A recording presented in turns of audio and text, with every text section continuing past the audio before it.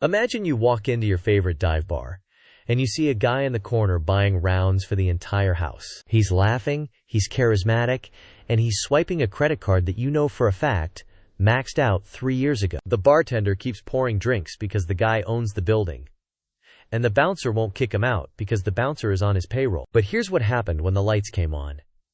We realized the bar is the global economy, that guy is the central banking system, and the tab just hit a number that literally cannot be paid back. Today we're going to dissect the anatomy of the greatest financial bubble in human history, explain why the math guarantees a hard reset, and look at exactly who is holding the bag. Let's start with the headline number that should frankly terrify anyone with a savings account. As of the latest tally, total global debt has swollen to a staggering $251 trillion in US dollar terms. To put that into perspective, that is effectively leveraging the entire planet's future labor before it's even been performed. We are looking at a global debt-to-GDP ratio that remains stubbornly above 235%. That means for every single dollar of value humanity creates, every coffee served, every car built, every app coded, we owe $2.35 to the ghost of finance past. It's a ratio that would get you laughed out of a loan officer's office if you were an individual.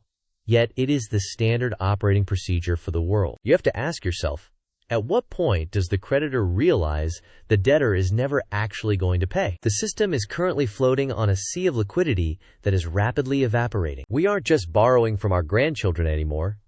We are borrowing from their grandchildren. The scale here is so large it creates a reality distortion field where money stops feeling real. But math, unfortunately, has no sense of humor. This $251 trillion pile is the kindling for a fire that is already smoldering. And the scariest part? That 235% figure is actually an improvement from the peak, which implies we are celebrating a disaster only slightly less catastrophic than total ruin. While you and I might be cutting back on avocado toast to save money, governments have decided to go the other way. In a fascinating twist of irony, private debt has actually decreased to $151.8 trillion, meaning households and businesses are trying to be responsible. But the public sector? They looked at fiscal responsibility and swiped left. Public debt has skyrocketed, rising to a record $99.2 trillion, with some estimates putting it over the $102 trillion mark in 2024. This creates a massive divergence, where the people are tightening their belts while their leaders are buying bigger pants. The state has become the borrower of last resort,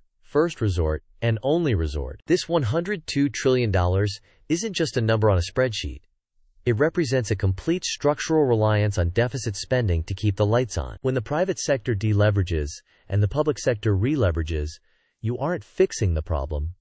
You are just nationalizing the risk. Do you really think tax receipts are going to cover $100 trillion plus interest? It's a rhetorical question, because the answer is mathematically impossible. We are watching a real-time experiment in how much debt a sovereign entity can absorb before it ceases to function as a government and starts functioning as a Ponzi scheme. The transfer of debt from private balance sheets to public ones is the hallmark of a late-stage financial cycle. If you owe a lot of money, the smart move is to lock in a low interest rate for 30 years, right? Well, governments have decided to do the exact opposite, acting like a day trader addicted to adrenaline. Short-term borrowing through treasury bills accounted for a massive 50% of gross borrowing in 2023. But wait, it gets worse. That number is projected to hit a historical high of 51% in 2024. This is what we call living hand to mouth. On a geopolitical scale, by relying on short-term paper, governments are exposing themselves to immediate interest rate fluctuations every few months. It's like financing a mansion on a credit card where the rate resets every 30 days. This strategy is predominantly driven by the desperate need to roll over existing debt without locking in high long-term rates. It signals panic, suggesting that treasuries know they cannot afford the long end of the curve. If rates spike even slightly, the cost to service this short-term debt explodes instantly. There is no safety net here, just a high-wire act with no harness. Why would they take this risk unless they felt they had no other choice? It reeks of short-term survival tactics at the expense of long-term stability. When half of your borrowing is essentially a payday loan, you aren't running an economy, you're running a gamble. Let's look at the scoreboard, because some countries are winning the race to the bottom faster than others. Sudan is currently the undisputed champion of insolvency, with a debt-to-GDP ratio of nearly 272%. That is a broken country, plain and simple, a warning shot of what happens when the currency collapses. But don't think this is just a developing world issue. Look at the developed nations. Japan, the land of the rising sun and falling yields, is sitting at a staggering 237% debt to GDP. They have been the zombie economy pilot program for decades, and the engine is finally starting to sputter. Even Singapore, usually the poster child for financial discipline, is leveraging up at 173%. Then you have Venezuela at 164%, proving that you can get to the same destination through different kinds of mismanagement. When Japan and Venezuela are neighbors on a chart, you know the traditional economic models are broken. These aren't outliers anymore.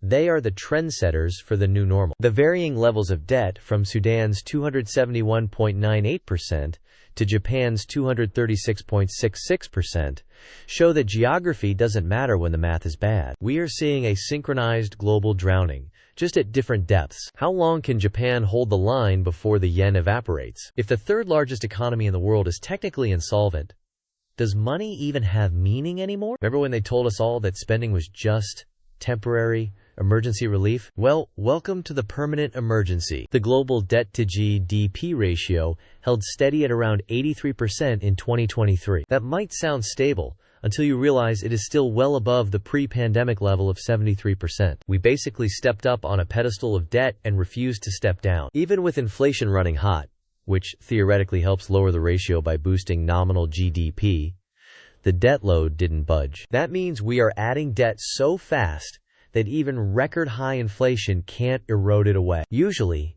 inflation is the government's best friend, because it lets them pay back debt with cheaper dollars. But when the debt pile is growing faster than the currency is devaluing, you are in a trap. We have normalized a crisis-level balance sheet as the baseline for the future. There is no going back to normal, because the old normal was funded by money that didn't exist. We are running a wartime economy without a war, fighting a battle against our own arithmetic. If we couldn't reduce the ratio during a period of high inflation, what happens when deflation hits? We are 10 percentage points higher than we were 4 years ago, and we have absolutely nothing to show for it but higher prices. For decades, China was the engine of global growth and the world's piggy bank.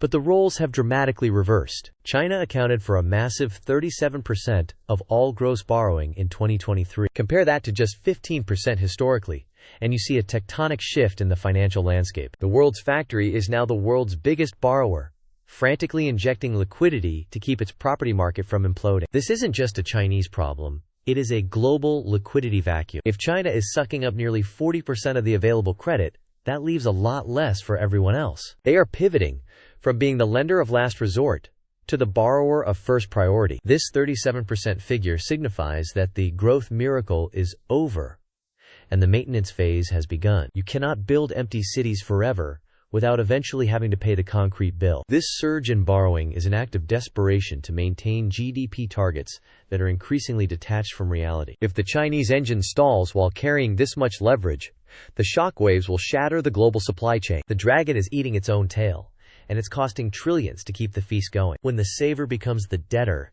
the entire flow of global capital reverses, and usually, that's when the pipes burst. We are witnessing a brutal bifurcation of the world economy, a K-shaped recovery on steroids. While global public debt hit that record $102 trillion, the pain is not being shared equally. Advanced economies can print their way out of trouble for a while, but developing nations are hitting a brick wall. The divergence in borrowing costs means that while the U.S. argues about the debt ceiling, other countries are starving. We are seeing debt distress signal flashing red across the global south. The high interest rates designed to cool the U.S. economy are effectively nuking the economies of emerging markets. They have to borrow in dollars to pay back dollar-denominated debt, a cycle that gets more expensive by the second. This creates a feedback loop of default and despair that eventually washes back onto the shores of the wealthy nations. You cannot have a functioning global trade system when half the participants are insolvent. The $102 trillion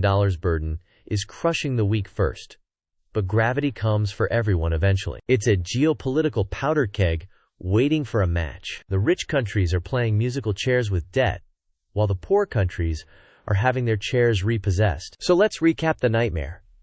$251 trillion in total debt, governments addicted to short-term payday loans, China consuming 37% of global credit, and a debt-to-GDP ratio that makes Japan look like a risk and Sudan look like a tragedy. The system isn't designed to pay this back. It is designed to roll it over until it can't. We are approaching the mathematical limit of the current financial epoch. If you want to survive the reset, you need to understand the history of money. Hit subscribe, and let's keep watching the charts burn together.